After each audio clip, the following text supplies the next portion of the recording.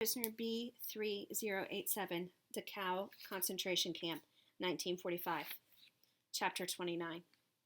The day after I got to Dachau, the man next to me in my bunk got the camp fever. Camp fever was what they called typhus that spread like fire through the ranks of prisoners. It started with a headache and a fever and then became a cough. My bunkmate got a spotty rash on his chest, and soon he was so delirious he couldn't speak or understand a word I said to him. The Nazis did nothing to treat him or any of the other prisoners who got the camp fever. The man from my bunk died 3 days later, coughing up blood. Prisoners died by the hundreds every day. I always tried finding somewhere else to sleep, away from the sick, but it was almost impossible. More than 1,500 prisoners were crammed into barracks built to house 250 prisoners. It was a wonder we didn't all have typhus within a week, the way we had to sleep on top of one another. Each day I woke up expecting to be sick, and it seemed like a miracle when I went to bed that night spared. At least the Nazis didn't expect the sick to work too. They didn't make any of us work at Dachau. Prisoners had once worked here, like all the other camps, but not now. Dachau was in chaos. Some days we didn't even have roll call. The war was coming to an end, and we all knew it, even the Nazis. Like we had guessed, the Germans had been moving us around to avoid the approaching Allied attack. Even so, the chimney still burned day and night, day and night. One night, early in the spring, we woke in the barracks to the sound of explosions nearby. They were so close they were deafening. A building in the compound exploded, shaking our barrack, and I covered my head with my hands, just like all the prisoners around me. There was no place to go, no place to hide. The war had come to Dachau, and any moment a shell or bomb might fall on our building and kill us all. So many times I had wished for a bomb to fall on me, to end my suffering. But now I prayed that no bomb would hit me. Not now, not when I was so close to the end. If I could survive only a little longer, I thought, just a little longer. Planes roared overhead for hours. Bullets fired, pop, pop, pop, pop, pop, pop, pop, from inside or outside the camp, I don't know. And the heavy boom, boom, boom of artillery shook our wooden beds, and the dust and dirt of 7 years rained down on us from the roof. I heard Nazis shouting to one another in German, more gunshots, more bombs exploding, but I kept my head down, like the rest of the prisoners, whispering to death, pleading for it to pass me yet again. Then, close to dawn, the shooting and explosions stopped. I felt a rush of relief at the silence. The bullets and bombs might come again another day, but for now we were alive. Used to the sounds of war coming and going, we went back to sleep. There might be a roll call in the morning, and we would need all the rest we could get. But come morning, something was different. For one thing, no capo had come around to wake us up. I woke up only because my body told me it was the time.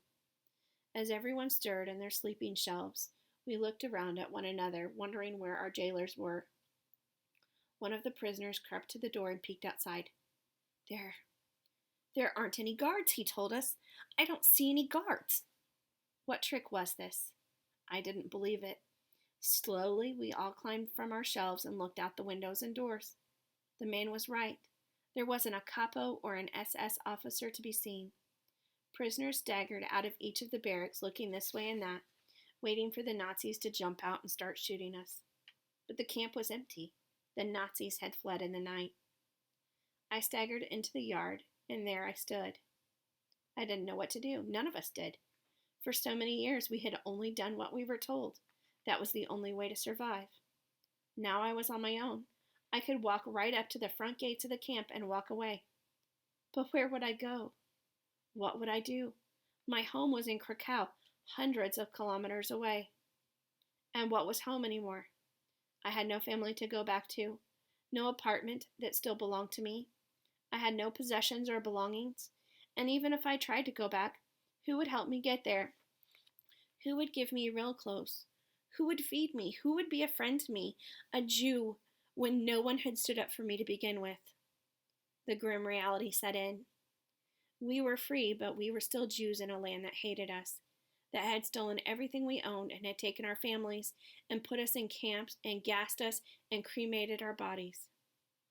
Soldiers! Someone at the front gates cried. Soldiers are coming! I steeled myself. So this was it then. The Nazi army would kill us all, gun us down and leave us for dead before the war ended. The extermination of the Jews was unfinished business. Some people ran for the barracks as if to hide, but most of them, like me, stood in the yard and waited for what was to come. The gates opened and soldiers marched into the yard. But the soldiers weren't wearing gray and brown. They were wearing green. Their helmets looked different from the SS helmets too, and the tank that followed them, the tank had an American flag on it. It's the Americans, I cried, feeling something close to joy for the first time since I could remember. The Americans are coming, the Americans! The Allies had reached us at last. Some prisoners hurried up to the American soldiers to shake their hands. Some hugged one another. Some gave prayers of thanks. I fell to my knees and wept. Had I really made it? Had I actually survived the Krakow ghetto and 10 different concentration camps? I had been 10 when the war started. Now I was 16. For more than 6 years, I had been a prisoner of the Nazis. Prisoner B-3087. Now it was over. An American soldier hurried to help me up and asked me something in English I didn't understand. He tried again in German. What's your name? He asked me. Yannick, I told him. My name is Yannick. Everything is going to be all right now, Yannick, he told me. And for the first time in 6 years, I believed he was right.